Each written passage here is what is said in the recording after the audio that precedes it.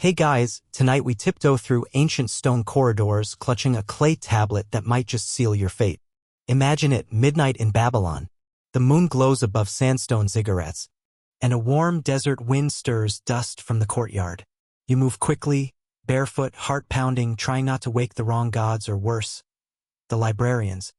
This isn't just any return, your borrowed tablet is overdue by several weeks. Or maybe months. You've lost count. The tablet's edges are chipped and there's a weird goat smell you can't explain. You wrap it in a worn linen cloth, hoping no one will notice the damage. You're not even sure this is the right entrance.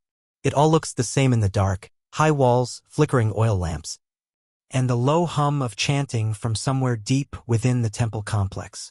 So, before you get comfortable, take a moment to like the video and subscribe, but only if you genuinely enjoy what I do here.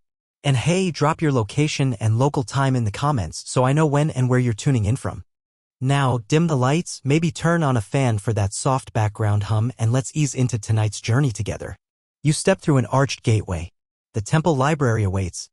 And you're probably not getting out of this without at least one curse. Inside, the temperature dips slightly. The stone absorbs the night's cool. Torchlight dances across walls etched with cuneiform, the oldest writing in the world, scratched onto clay with styluses made of reed. The air smells like burnt cedar and old parchment. You pass a statue of Nabu, the god of wisdom and scribes, whose stone eyes seem to follow you. It's hard to tell if he's amused or disappointed. Probably both. You shift your weight, trying not to clack your sandal against the floor. Noise draws attention, and attention leads to questions. At the library's entrance stands a low stone desk behind which slouches a very awake-looking scribe. His name maybe is something like Bel-Ibni. Let's call him that.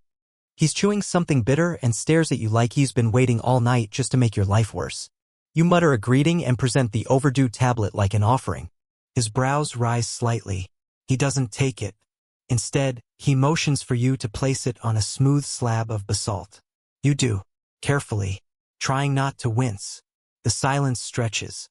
A second scribe appears. This one is older, with ink-stained fingers and a face like a raisin left in the sun too long. He examines the tablet under the flickering torchlight. His lips purse. A grunt escapes, half disapproval, half indigestion. You recognize him.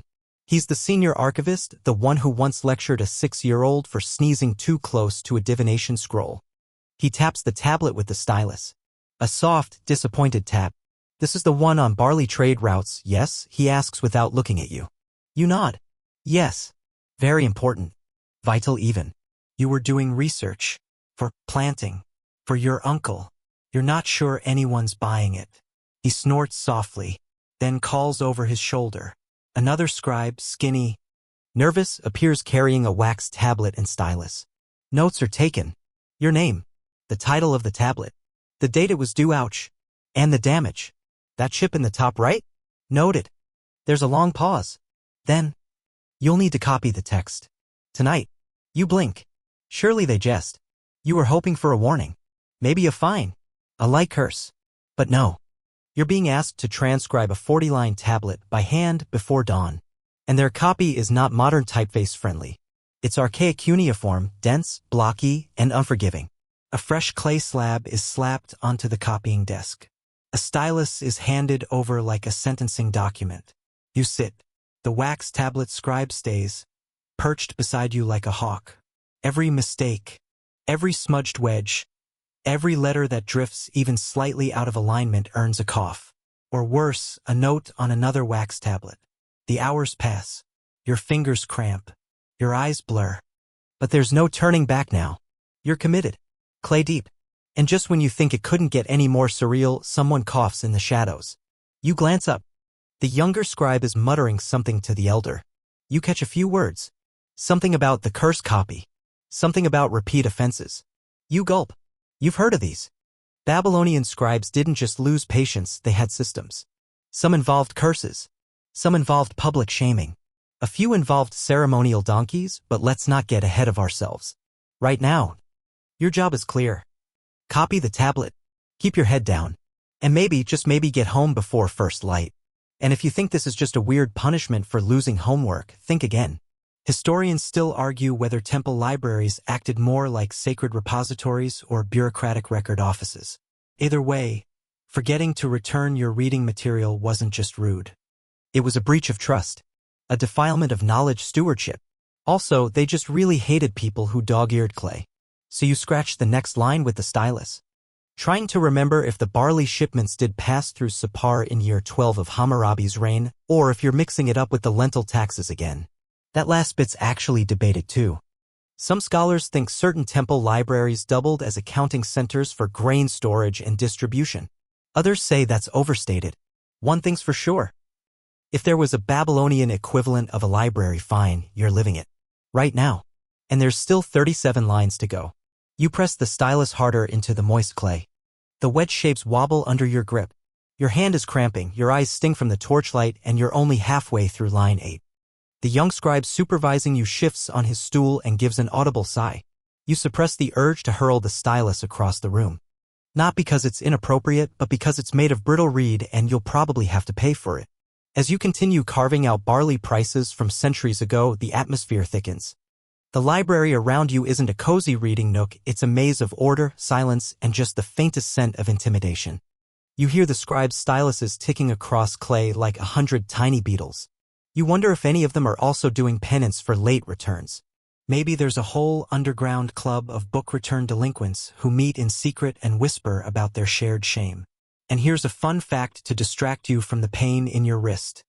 Ancient Babylonian libraries weren't just about literature or wisdom, they were also banks, schools, record offices, and cosmic filing cabinets.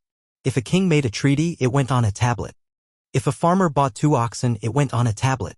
If you sneezed wrong during a ritual and your neighbor cursed your goat, yep, tablet. All of this was stored in temple libraries, often curated by priests and scribes sworn to Nabu, the god of writing. The library you're in now? Probably attached to a temple complex. Historians still argue whether these places were open to the public or strictly clerical. Some say they were community spaces. Others suggest only elites, priests, officials, and the odd wealthy merchant got in. Either way, you're here under duress. No velvet ropes. Just consequences.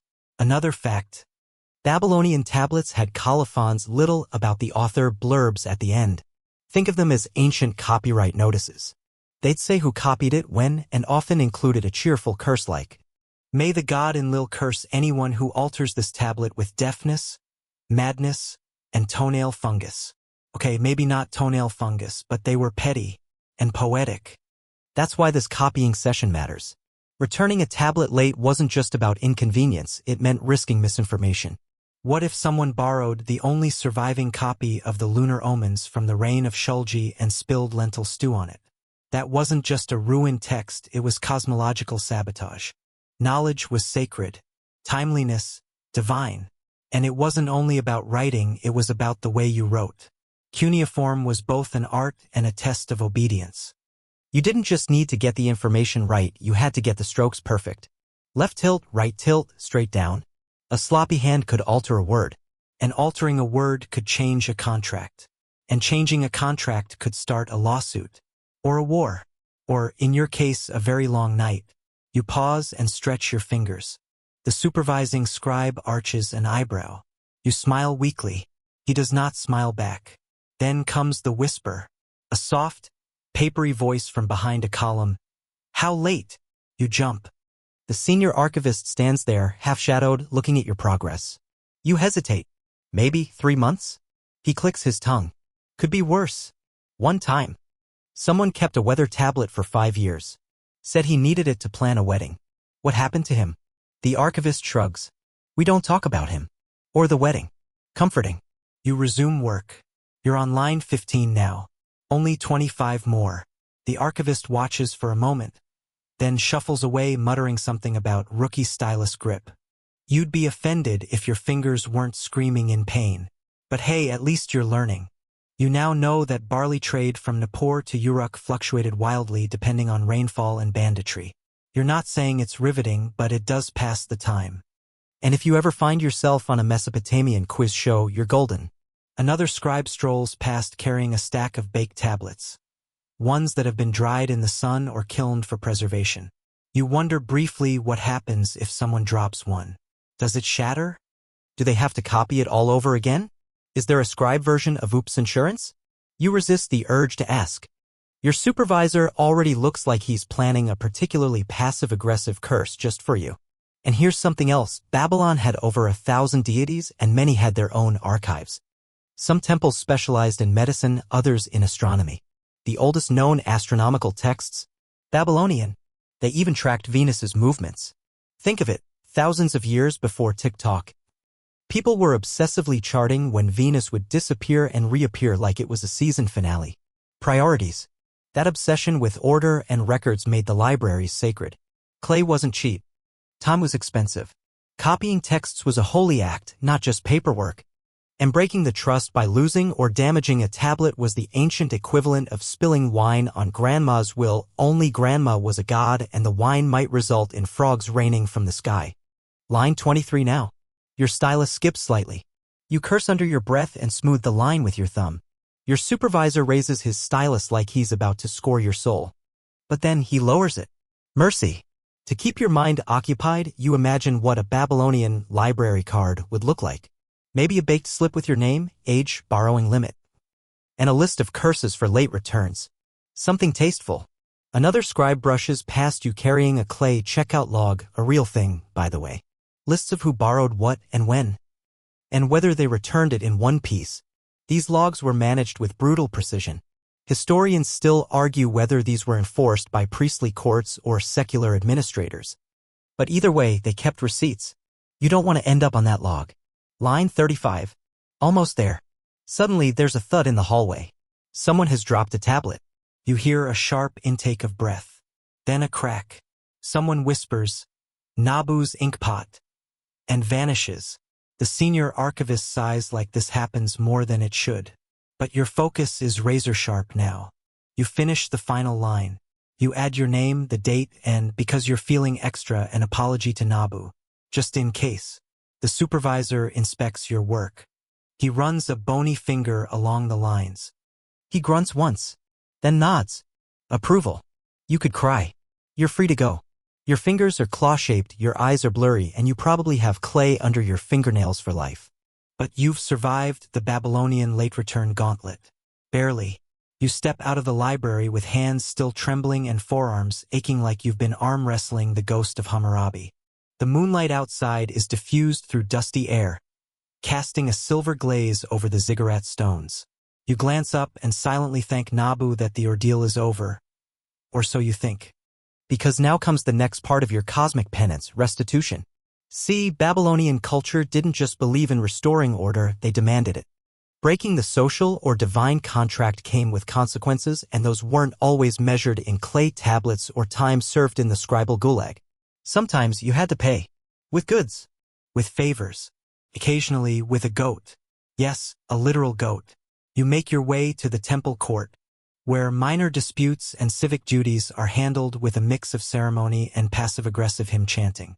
Your escort, a younger priest with a resting scowl that could sour fresh beer, hands you a wax tablet and instructs you to write what you borrowed, when and how late it was returned. This, you're told, will be filed in the temple's Shamash record, a sort of naughty scroll overseen by solar justice. You comply, because when Babylonian record-keeping gods are watching, you don't fudge the date. A little boy with ink-stained robes approaches and offers you a dish of dates and flatbread. You accept. A peace offering, maybe? Or a distraction while someone slaps another duty onto your punishment roster. You eye the kid warily.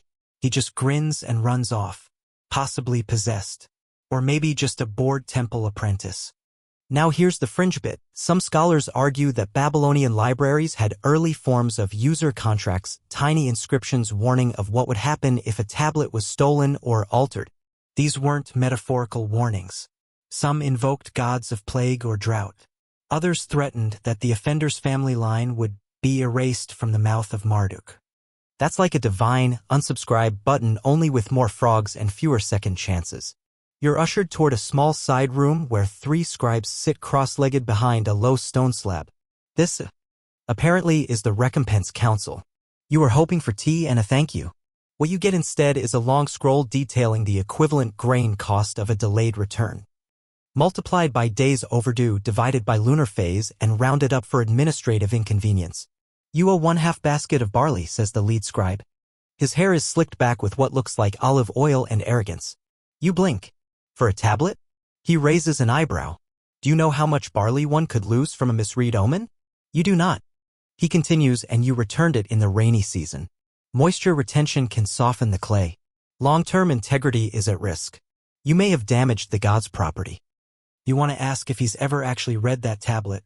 It was mostly a boring list of shipment records and one poorly drawn sheep. But you nod. Because defiance here might mean worse than another late-night scribing session. It might mean a public ritual of apology. And trust me, you don't want to be the main character in one of those. You're given the choice: deliver a half basket of barley to the temple granary before the next new moon, or perform 7 nights of scribe duty. You glance at your hands. Still clawed from last night's stylus grip. Barley it is. And here's the fun twist: Babylonian taxes and fines were often handled in kind, meaning physical goods like grain, textiles, or livestock. There wasn't always a coin-based economy. This meant libraries weren't just hoarding wisdom, they were collecting rent, tracking debts, even managing temple-run businesses. Historians still argue whether these fines were truly punitive or more ritualistic, a way to rebalance cosmic order rather than punish individual laziness. Either way, your laziness has earned you a trip to the grain yard. You head down narrow alleys lined with merchant stalls and shouting vendors. The scent of roasted onions and fermented dates fills the air. Somewhere, a boy plays a reed flute. Somewhere else, someone yells about a missing donkey. The city breathes, churns, argues. You finally reach the granary, an imposing building with baked brick walls and a foreman who looks like he wrestles bulls for breakfast. You present your fine note. He grunts and points to a pile of woven reed baskets. To pay, you fill, he says. A kind merchant on the way home lends you a basket's worth of barley after you promise him 2 afternoons help shooing pests from his date trees. The math isn't in your favor, but it's better than another night with stylus-induced tendinitis. As you pour the grain into the temple's appointed bin, a boy in an apprentice's cap logs your contribution on a fresh clay tablet. You suppress a chuckle. If you're unlucky, that'll be the tablet someone returns late next month. The circle continues.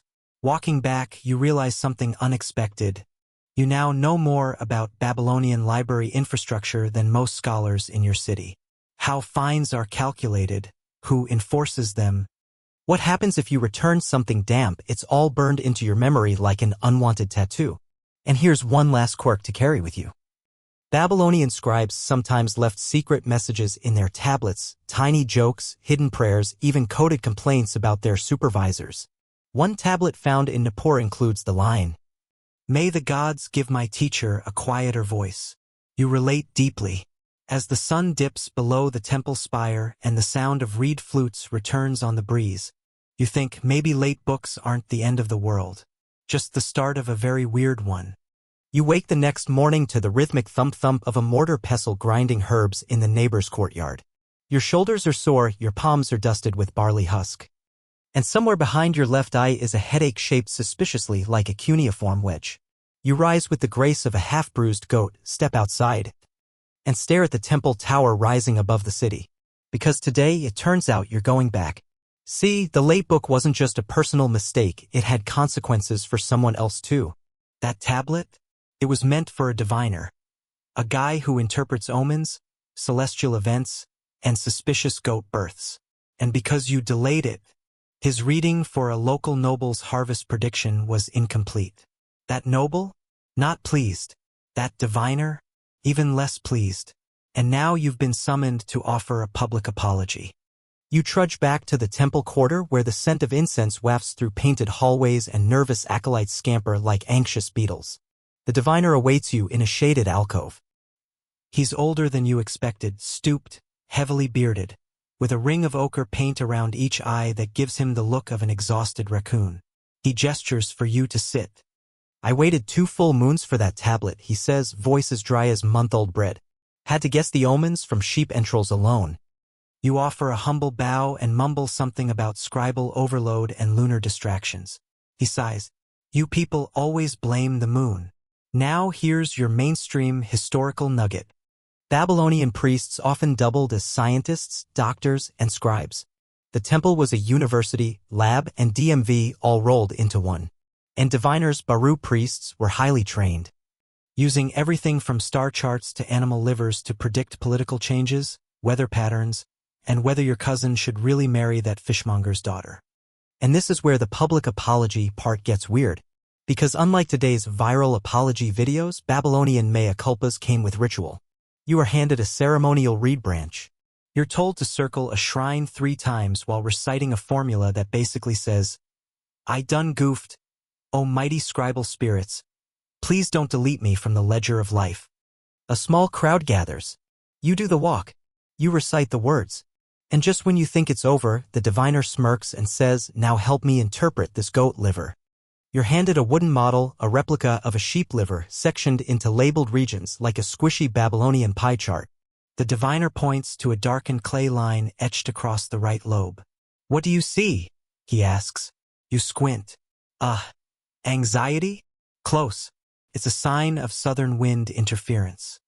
You nod like that makes total sense and promise to return the next borrowed tablet before the shadow of sin crosses the northern gate. Which sounds poetic but mostly means, don't mess up again. And here's your quirky bonus. Archaeologists once found a cache of these liver models in the ruins of an ancient scribal school. Dozens of clay organs, each marked with omens and practice notes. It's like ancient med school, except instead of exams, you just hoped the sky didn't start hailing frogs mid-reading. As you leave the diviner's chamber, you notice something new, a wall carving nearby, old and cracked but still vivid. It shows 2 scribes tugging at a clay tablet, their faces exaggerated into comic agony. Above them, a god figure watches, arms folded. A short inscription underneath reads, roughly, "Truth delayed is truth betrayed." The message lands harder than you'd like. You wander into the library courtyard. A young apprentice is struggling to carry a stack of tablets. You help silently. He looks up at you like you've just prevented a minor deity from cursing his descendants. You ruffle his hair. The kid probably doesn't even read yet. And here's the scholarly gray zone. Historians still argue whether Babylonian libraries were truly public. Some think access was restricted to priestly elites. Others believe lower scribes and even educated merchants could consult certain works. The answer may depend on the city, the era, and how many goats you were willing to donate. As the day ends, you find yourself lingering by the tablet storage room. You peek in. Dozens of clay volumes sit on reed mats, drying gently. Some are wrapped in cloth. Others bear seals from past generations. There's a gravity here, not just of knowledge but of time. The idea that one cracked tablet might contain the cure for a plague, or the instructions to build a water clock, or just an angry poem about bad beer. You run your fingers along the spine of a record from 400 years ago. The scribe's mark is still visible. A life, pressed into clay, permanent in its way. And you think maybe returning a book late isn't a minor thing here. Maybe in a world where storms are omens and priests read livers, the tiniest disruption matters. The gods, after all, are said to read the margins. You step out into dusk. A flute plays somewhere again. The smell of lentils drifts from a cooking pot nearby. And behind you, the library stands silent and watchful, its bricks warm from the day's sun, its tablets quietly cooling in their woven shelves. You're halfway through a bowl of lukewarm lentil stew, letting the clay dust settle on your tongue when a temple courier appears at your doorway.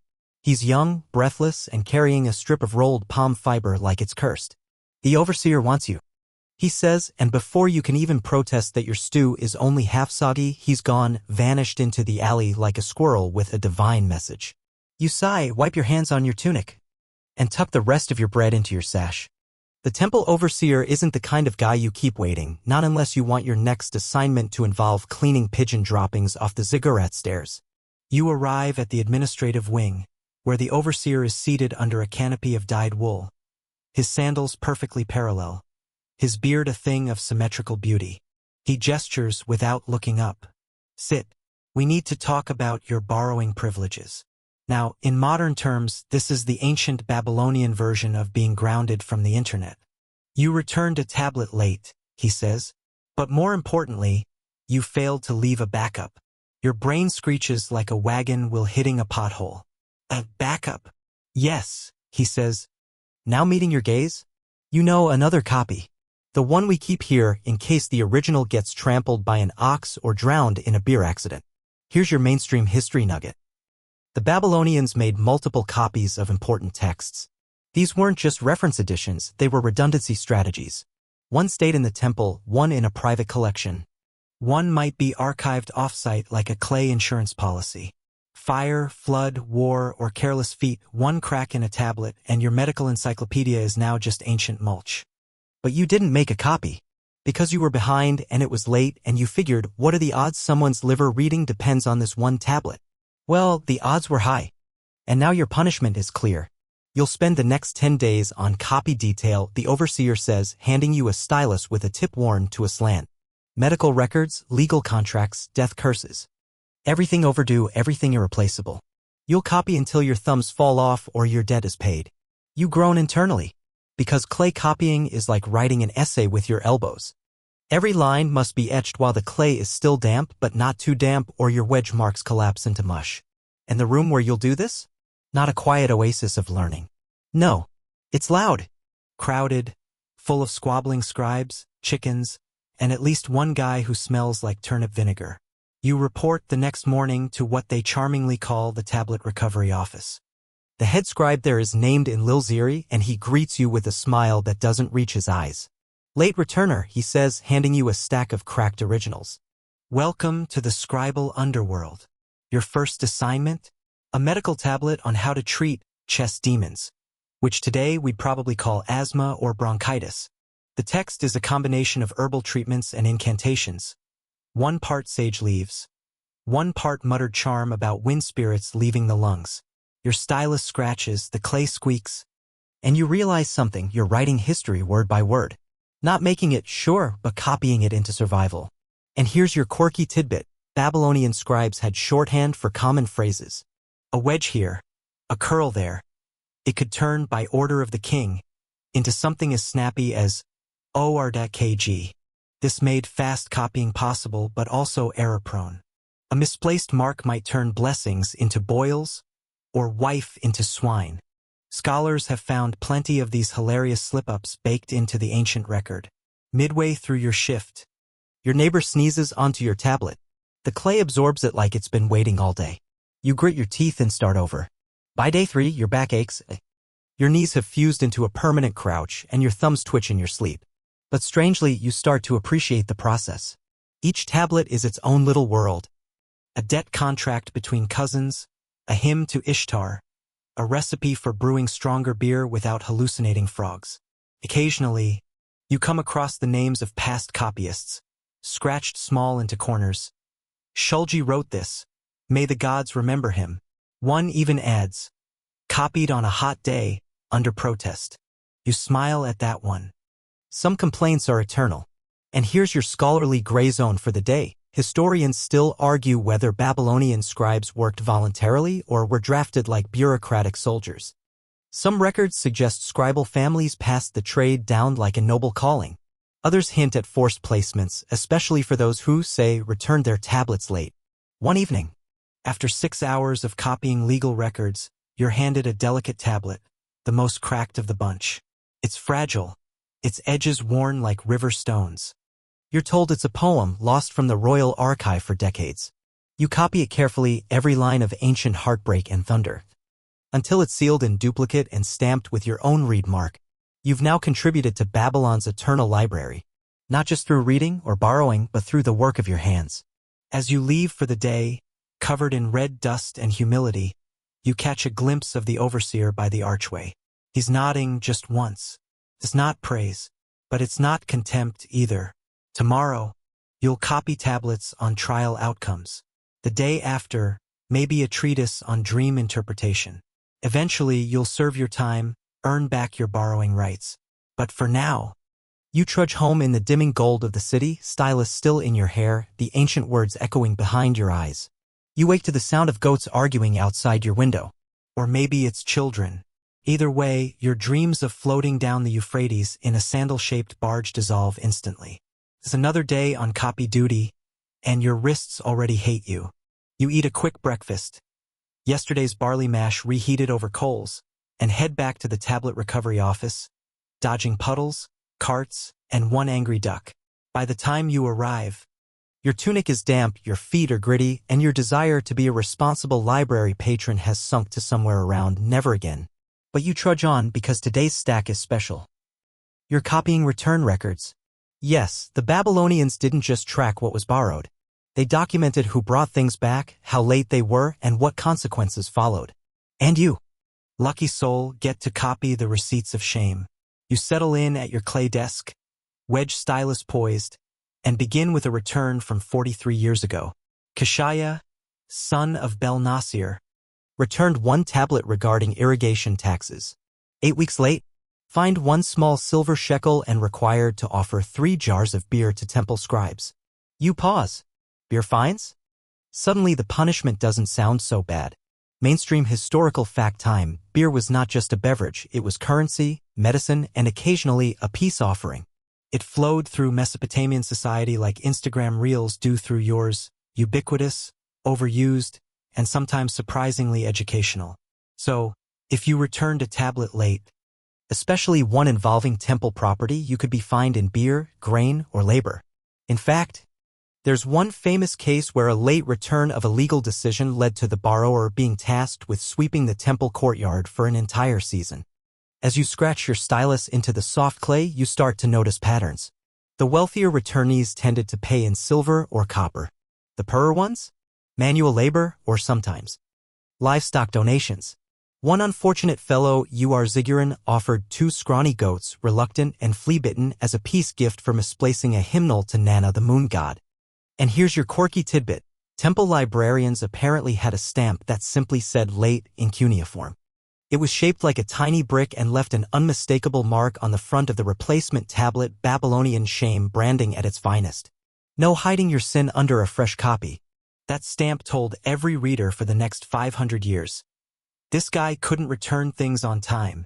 You chuckle to yourself.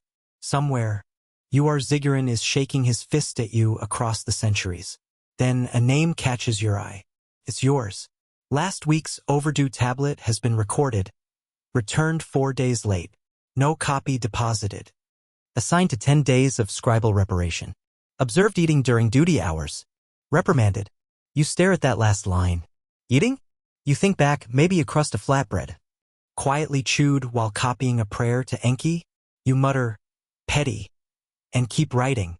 As the day stretches, your thoughts drift. You wonder, did any Babylonians enjoy returning tablets? Was there a weird satisfaction in bringing back something safe and whole? Some documents suggest there were scribes who took pride in their record-keeping, who composed poems about proper borrowing, who turned returns into little rituals. One tablet you copy includes a borrowed astronomical chart with the return inscription, "To the house of the stars, I return this map. May its next reader find joy." That's not bureaucracy. That's love. Maybe someone did care about the system. You press your stylus into a final wedge and realize your shoulders are touching your ears. You roll them out. Clay dust drifts from your elbows.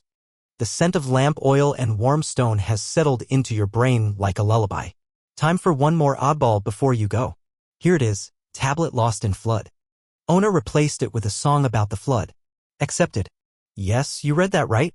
The man couldn't find the tablet washed away in a seasonal surge, so he composed a poetic retelling of what it said. And the temple took it as a valid substitute. Historians still argue whether this was a one-off case or a broader policy. Were poetic reconstructions a loophole in the system? Did some people fake flood losses just to avoid copying chores? The debate rages on, but you can't help admiring the creativity. Turn in a song, skip the clay? Tempting. As you pack up your stylus, you see Enlil Ziri, the copy supervisor, watching you. He raises an eyebrow. "You're getting faster," he says. "Still sloppy, but faster." You take that as a compliment. The ancient Mesopotamian equivalent of not bad for a noob. Walking home, your thoughts linger on the odd beauty of the system. It wasn't perfect.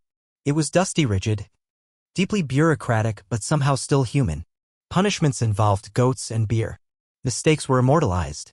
And amid it all, real effort was made to keep knowledge alive. You pass a group of young scribes practicing letters in the sand. Their teacher, an old woman with fingers stained from lamp soot, shouts corrections like a commander on a battlefield. You grin. Because deep down, you're starting to understand it. Not just the rules of the lending system, but the spirit behind it. Information mattered. Memory mattered.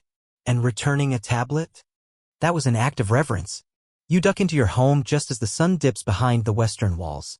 Another day done, another section of history copied and returned. The next morning, you wake up with clay under your fingernails and the vague memory of a dream involving a giant tablet chasing you through the streets of Babylon, shouting overdue notices. You groan, stretch, and shuffle toward another day of scribal duty. But today, your job changes. Instead of routine copying, you're assigned to a very particular task. Audit. Your supervisor, Enlil Ziri, hands you a list. We're reviewing lost tablets and substitutions today, he grunts. See what's real, what's imagined, and what's definitely made up. You nod and shuffle toward a pile of clay slabs taller than you are. Some are cracked. Some are warped. One is so thin and fragile it looks like it was baked on a dare. And each one tells the same sad tale. The original text is gone and someone tried to replace it somehow. You start with the easiest ones first. Straightforward recopies. Someone lost a tax report and rewrote it from memory, fine. But things get weird fast. One entry claims the original medical tablet was stolen by a bird of ill omen. Another swears that an angry spirit blew the tablet into a cooking fire, and the borrower, in a panic, carved a summary onto a palm frond as a temporary measure. You snort. A palm frond. Really? Still, the replacement is here. A small, uneven tablet with barely legible symbols that seem to say, "Recipe for healing boils, as told to me by my aunt after her accident with the scorpion." Mainstream historical fact. Babylonians truly believed illnesses had spiritual origins. Boils, for example, were often blamed on curses, demons, or breaking social taboos. So yes, a folk remedy scribbled from memory? Totally in character. You keep reading. Here's another odd one. A replacement for a hymnal to Ishtar. Except, it's not a hymn. It's a romantic poem. About a man comparing his lover's hair to a well-irrigated barley field. Bold move. You tilt your head. Nice metaphor, you mutter, copying the record into your log. Here comes the quirky tidbit. Occasionally, replacement tablets contained improvements. Yes, you read that right. Some borrowers didn't just rewrite, they revised. One version of a legal code had an added clause about water buffalo ownership rights. Another prayer to Marduk included a bonus verse that rhymed better and flattered the god's hairstyle.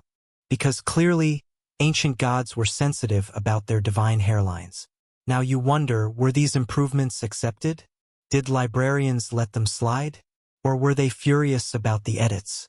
That's where the debate comes in. Historians still argue whether these rewritten or embellished texts were quietly tolerated by temple officials or seen as sacrilege. On one hand, the preservation of knowledge was key. On the other, you didn't just casually improve divine law like it was a recipe blog. You glance around. Your audit stack is getting smaller, but the weirdness is getting larger. One tablet claims the original was eaten by a donkey. The replacement, a song about donkeys learning to read. You're honestly impressed. And then there's this gem. A missing astronomy tablet was replaced not with text, but with a drawing. A constellation diagram scratched onto hardened wax. Annotated in childlike cuneiform. Here are the stars as I remember them. The note says, "Forgive my hand, the heavens are hard to draw." You actually tear up a little. Because here's the truth. People cared. Even when they lost things, even when they were afraid of temple fines or divine curses, they cared enough to try again. The day goes on. You find more replacements. Some are neat. Some are disasters, and some feel like the earliest fan fiction ever carved. But here's the kicker. Your supervisor points out that several of these replacements became the official versions over time. The original tablet? Lost. The rewrite? Copied again and again? Passed down as truth. And just like that, you realize history is fragile. Memory is messy. What survives isn't always what started the journey. By late afternoon, you're copying one final record. It's brief. Original tablet dissolved in river water. Replacement created from reciter's memory. Acceptable. You stare at those words. Acceptable. It's not perfect. It's not exact. But it's enough. You pack your tools. The temple bells ring softly in the distance, calling others to prayer or dinner, depending on your priorities. As you leave, You notice a group of novices practicing tablet making by the well. One drops his slab into the mud. He laughs. Starts over. And you get it now. The process, the trying again, that's the real magic. You walk home through twilight. The air thick with the smell of grilled onions and river dust. And for once, your mind is quiet. Maybe it's the weight of all those attempted reconstructions. Or maybe you're just full from chewing history all day. You whisper to yourself, acceptable, and smile. You arrive early the next morning to the low, familiar scratch of reed styluses echoing off the baked brick walls. There's a certain peace to it, a quiet clatter of clay and ink, like rain if it had a sense of purpose. Today, you're not in the scribe's room. You're sent deeper into the archive. The lower vaults, they call it, though in truth it's just a windowless corridor with humidity and secrets. Your task? Find missing items. It's inventory time, and that means cross-checking the big master tablet, the ledger of ledgers, with the actual contents of the shelves. You're armed with a stylus, a checklist, and a lamp that sputters like it's nervous to be here. The first few shelves are easy.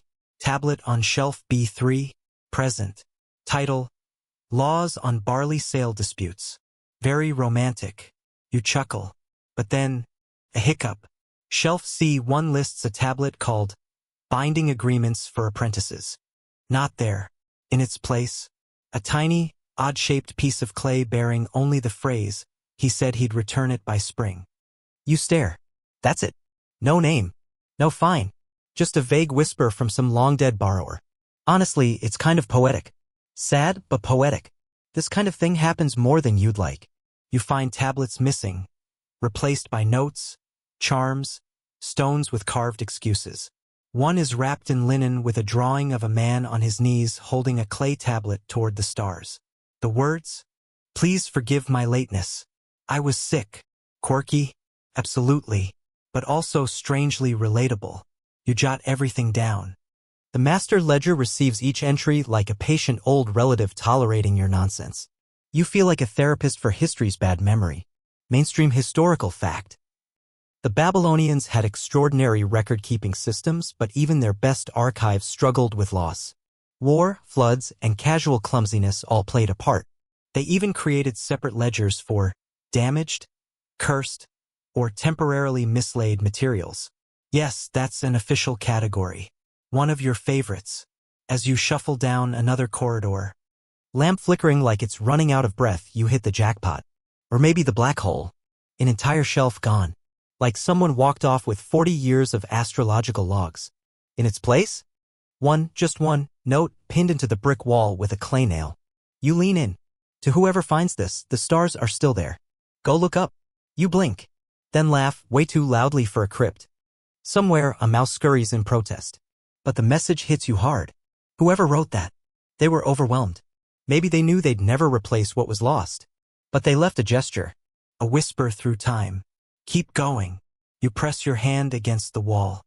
The clay's warm, maybe from the lamp, maybe from the weight of memory. Here's your open scholarly debate.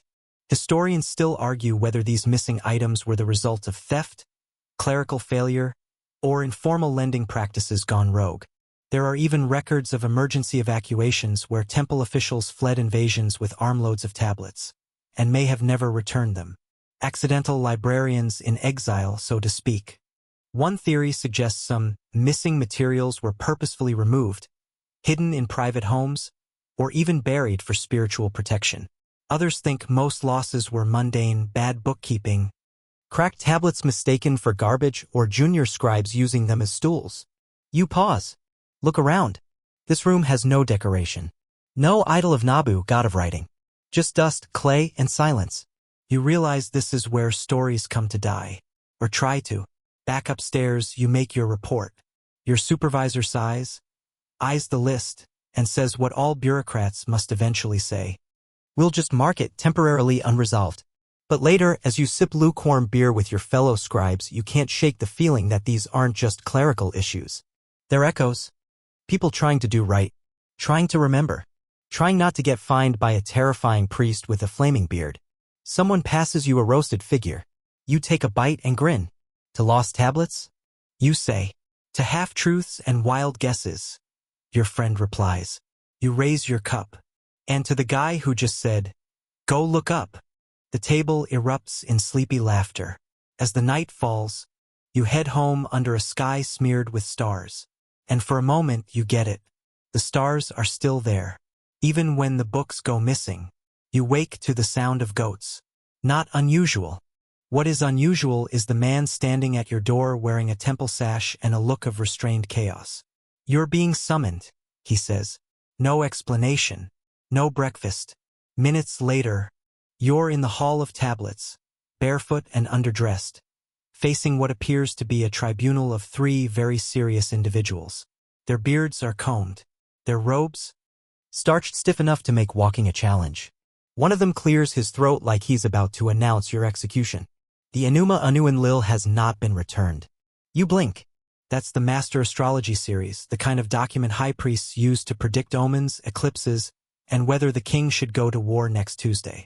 You've seen it before, locked in a box behind 2 doors and 1 minor deity.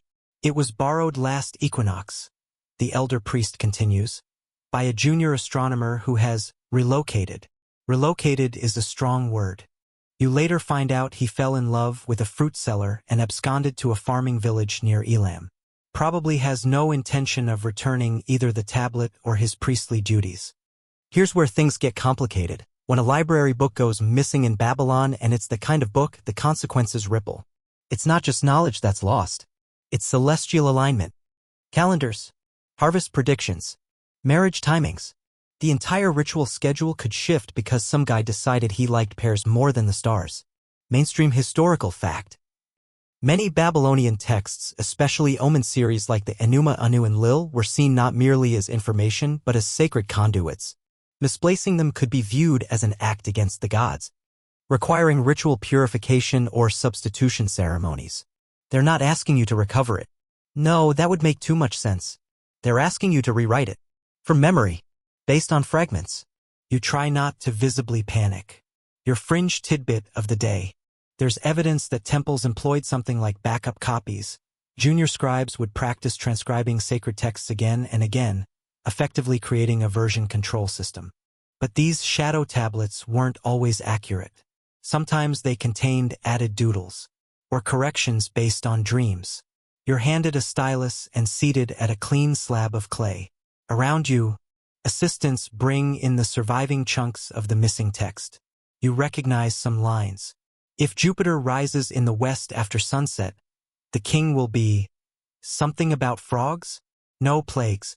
Definitely plagues. This is your new life, reverse engineering the heavens. You work by torchlight. The room is silent but for the tiny clicks of styluses tapping in concentration. Once in a while, a priest offers commentary. No, Saturn appearing during barley planting is a good sign. You've confused it with goats. The pressure mounts. But oddly, you find a rhythm. Like swimming in ink. You remember more than you thought. Probably because your old mentor would strike your knuckles every time you got a lunar sequence wrong. There's a moment about 3 tablets in where you realize you're improvising. Not falsely, but faithfully. You understand the logic behind these patterns. You can feel why the stars matter. Why your ancestors treated the sky like scripture. Then, as if summoned by divine irony, a clay tablet is placed on the desk beside you. It's cracked, faded, but still legible. A return. The return. The Enuma Anu Enlil. In one piece. Apparently, the runaway astronomer had a change of heart. Or perhaps the fruit seller kicked him out. Either way, he sent it back via donkey courier. The priests exchange glances. You're dismissed with a grunt and a nod. No apology, but that's basically love in temple speak. Here's your scholarly debate. Historians still argue whether late book returns like this were ever punished formally. There's little archaeological evidence of late fees per se. But we do know that returning sacred texts late could require offerings like sacrificial doves, small jars of beer, or in one case, a handcrafted miniature ziggurat made from almond paste. You make your way home exhausted and a little victorious. Your clay-stained fingers leave a trail of stars on your tunic. You consider keeping one of your recreated tablets for yourself. Just a little one. Something about goat omens. You'd keep it under your pillow like a lucky charm. But you don't. Instead, you wash your hands, light a candle, and sit on your roof. The stars above you are unchanged. They don't care about deadlines. But you do. You're back at the temple and word has spread. Your reconstruction of the Enuma Anu in Lil has sparked curiosity and a bit of skepticism. A junior scribe with some clay tablets? Bold move. The elders eye you like you're a chariot that just ran over a sacred fig tree. But against all odds, your version is holding up. Today's task? Handling the fate of another late return. This one is less celestial and more practical. It's a contract tablet, detailing a land lease between two farmers. You learn quickly that Babylonian scribes didn't just track stars. They tracked soil ownership, water rights, and who owed whom for goats and barley. The tablet arrived weeks overdue, its borrower now a city official busy overseeing irrigation translation. Playing dice at the tavern. The owner of the leased land is impatient and rumor has it he's threatening to bring this dispute before the city magistrate. Now you're not just an archivist. You're a mediator. Because the tablet represents legal proof its timely return matters beyond library order, it impacts livelihoods and political stability. Here's a mainstream fact. Babylonian tablets served many functions beyond scholarship, business contracts, tax records, court rulings, even shopping lists. Their clay medium was durable but awkward to carry, making prompt return and storage a constant concern. Your fringe tidbit. Some tablets bear, return by, dates etched in cuneiform, but archaeologists debate whether these were serious deadlines or polite suggestions. One famously amusing case involved a tablet marked, return before full moon or face the wrath of Nabu, the god of scribes. No wrath documented, but the scribes probably enjoyed the joke.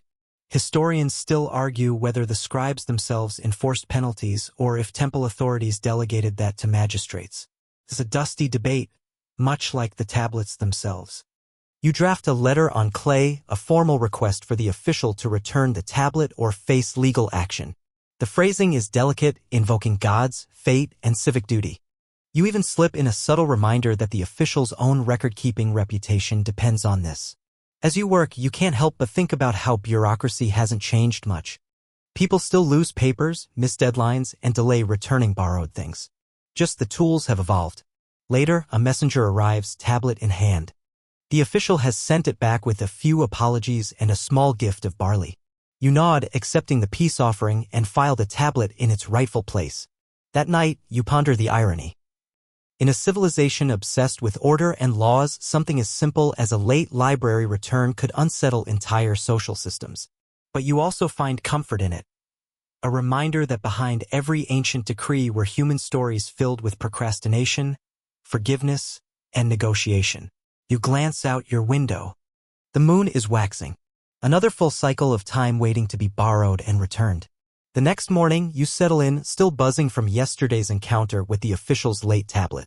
Today, your task takes a more ceremonial turn, overseeing the ritual cleansing of overdue tablets before their return to the archives. Yes, Babylon had a method for that ritual purification for dusty, neglected clay. You shuffle into the temple's inner sanctum, where incense curls around sacred statues and a priest waits. Robes dyed in saffron and indigo. The ritual calls for the tablet to be washed in water infused with myrrh and cedar scents meant to cleanse not only the clay but the borrower's spirit from the sin of tardiness.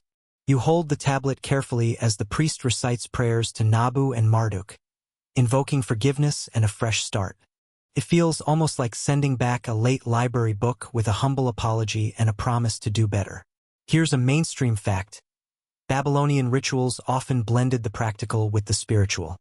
Temples were centers of religion and administration, and even legal documents carried spiritual weight.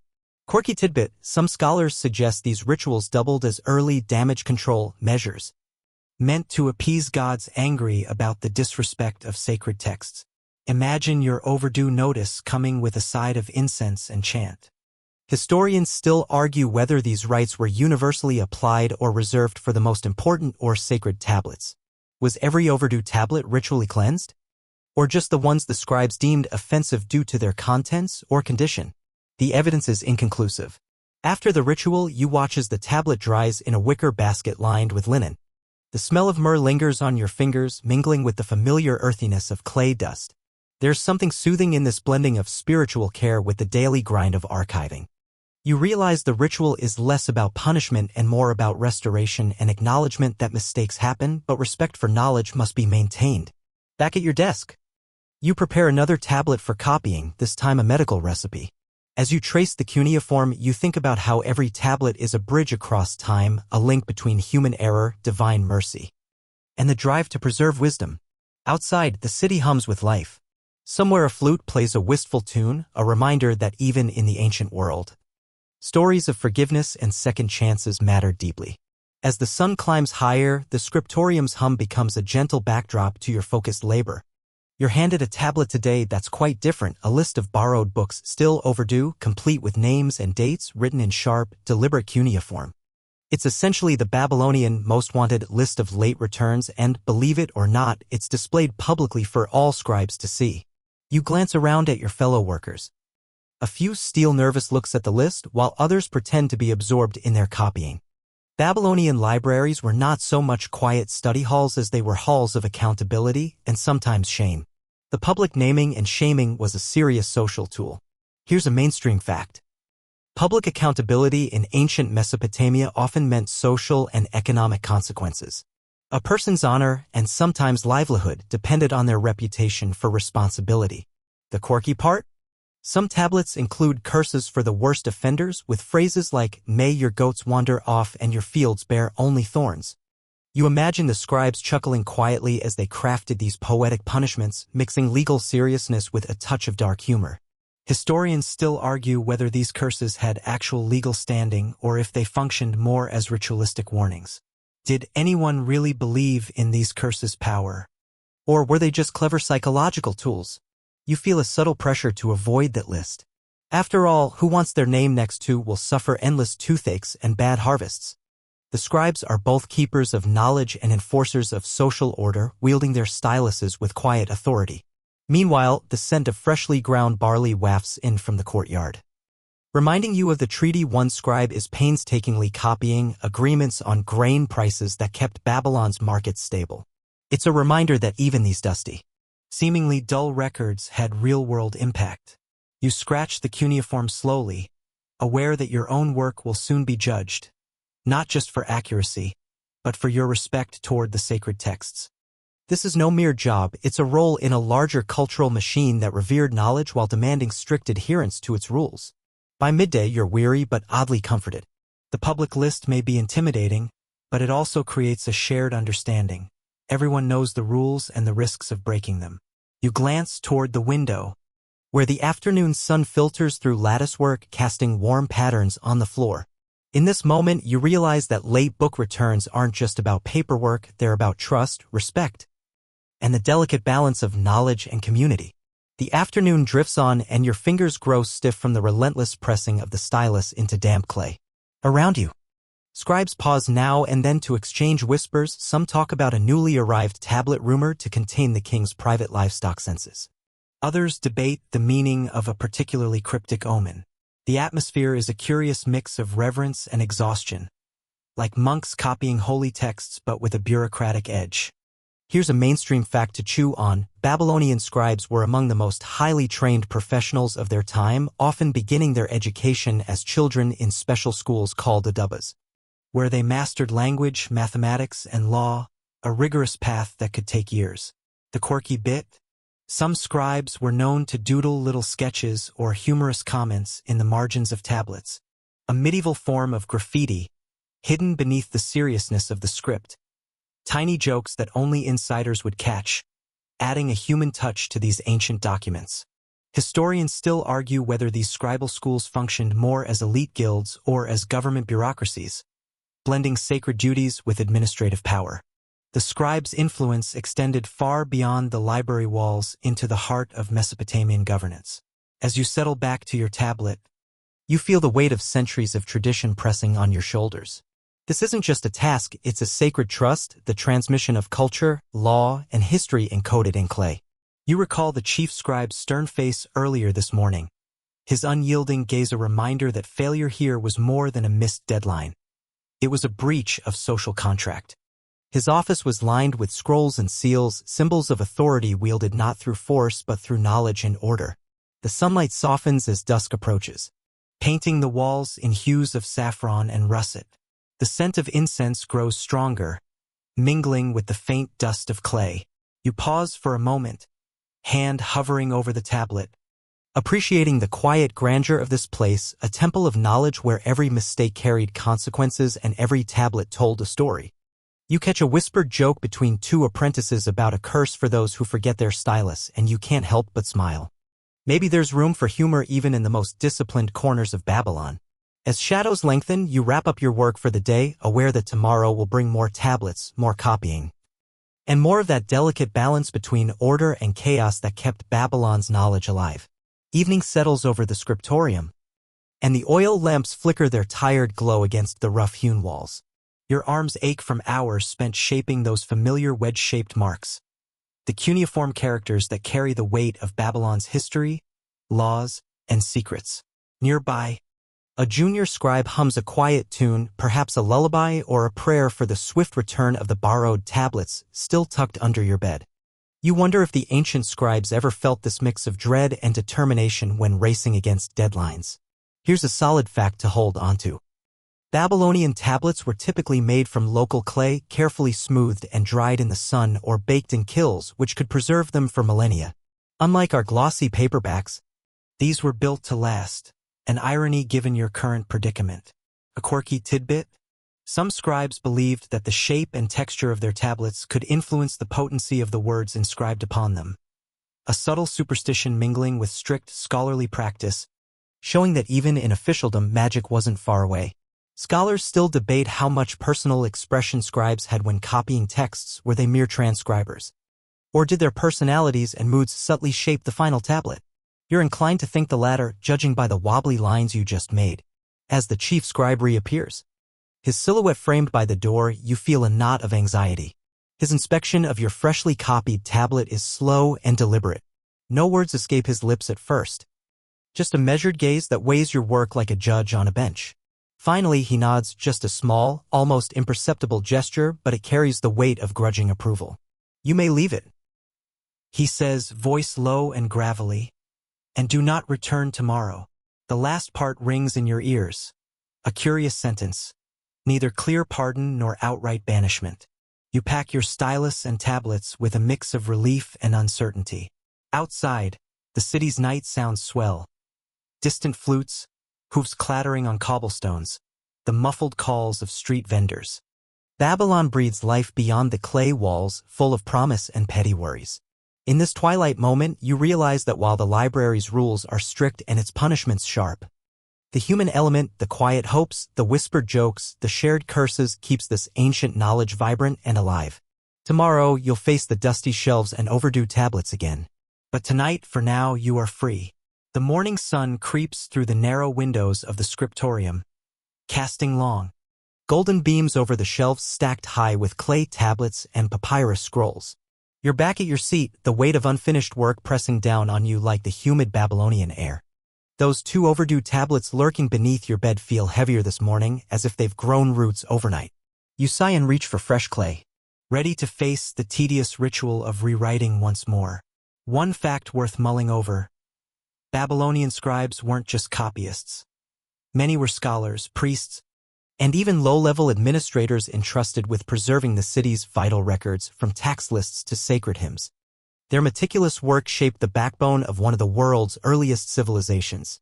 Now for something a little quirky, some tablets included curse formulas to discourage theft or late returns, ranging from harmless bad luck to bizarre ailments like sudden hair loss or an infestation of biting insects. Whether these curses had actual power or just scared the borrowers stiff remains a matter of debate, but you're pretty sure they were more effective than any late fee. Historians still argue about the social status of scribes. Were they respected intellectuals or just overworked clerks chained to their desks? Your aching fingers suggest a bit of both. As you carefully inscribe each wedge-shaped symbol, your mind drifts to the future. The ancient Babylonian library, with its strict rules and sacred texts, was more than a repository. It was a temple to knowledge, a place where the past and future met in every stroke of clay. You are part of that long chain now, scribbling your own small mark in history, one that hopefully won't get you cursed. Outside, the city hums with life. You pause for a moment, breathing in the scents of baked bread and fresh dates, the chatter of merchants and the distant sound of water flowing through canals. It's a comforting reminder that life goes on even when you're tangled up in overdue tablets and ancient rules. You carefully place your newly copied tablets in their linen wrappings and tie them with reeds, ready to return them tomorrow, or maybe next week, if you're honest with yourself. And so your quiet rebellion against the Babylonian library's unforgiving system continues, a small story woven into the vast tapestry of history.